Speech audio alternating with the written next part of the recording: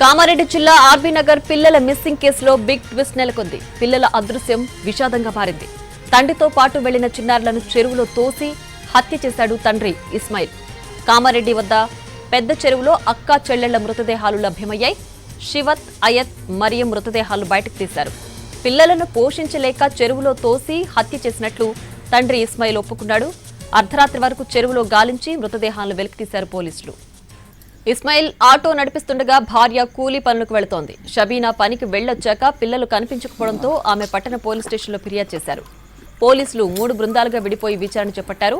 విచారణలో భాగంగా ఇస్మాయిల్ను ప్రశ్నించడంతో తాను పిల్లలకు దోశ తినిపించేందుకని హోటల్కి తీసుకెళ్లాలని చెప్పాడు.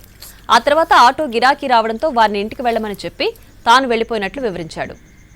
ఇక ఇదే అంశానికి సంబంధించి మరింత సమాచారాన్ని మా ప్రతినిధి బాలకుమార్ అందిస్తారు.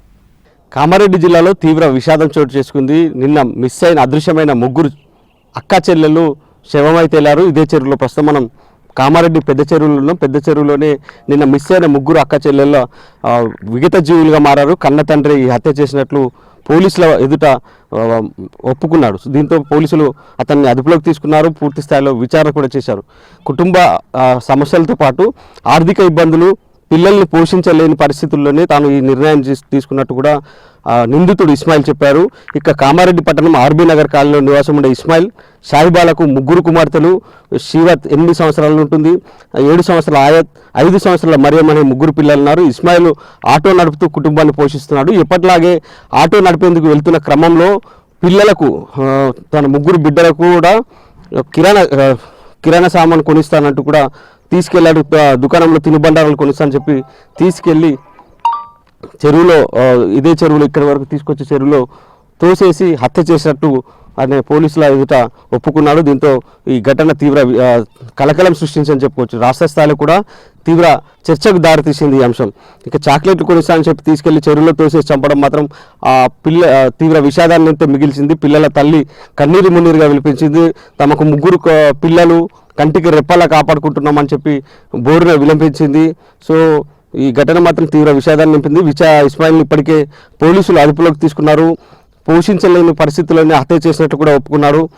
అర్ధరాత్రి వరకు చెరువులో మృతదేహాల కోసం గాలించారు. అర్ధరాత్రి 3 మృతదేహాలు లభ్యమయ్యారు. ప్రస్తుతం 8 సంవత్సరాల శివత్, 7 సంవత్సరాల ఆయత్, 5 సంవత్సరాల మరియం మృతదేహాల్ని కామారెడ్డి ఏరియా ఆసుపత్రికి పోస్టుమార్టం, జిల్లా ఆసుపత్రికి పోస్టుమార్టం నిమిత్తం తరలించారు. మరిక హాస్పిటల్లో పోస్టుమార్టం ముగించిన అనంతరం మృతదేహాలని కుటుంబ సభ్యులకు అప్పగించున్నారు. ఇప్పటికే అలా ఇంటి వద్ద తీవ్ర విషాదం నెలకొంది. ఆర్బీ నగర్ కాలనీలో అయితే ఈ ఘటన తీవ్ర కలకలం సృష్టించింది, తీవ్ర విషాదాన్ని నింపింది.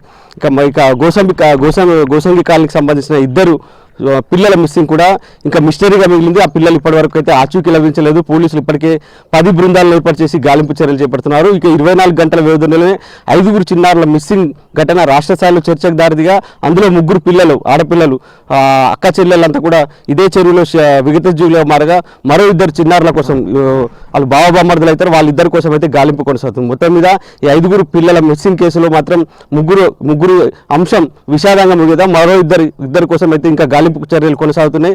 ఆ 2ని పట్టుకునేందుకైతే పోలీసులు ఇప్పటికే అనువనువు గాలిస్తున్నారు. కామారెడ్డి పట్టణాన్ని జల్లెడపడుతున్నారు. సో తీవ్ర విషాదాన్ని అయితే ఈ ఘటన నింపిందని చెప్పుకోవచ్చు. ఇది ఇక తాజా అప్డేట్. కెమెరామెన్ రవిచరణ్తో బాలకుమార్, ఎన్టీవీ, కామారెడ్డి పెద్ద చెరువు నుంచి.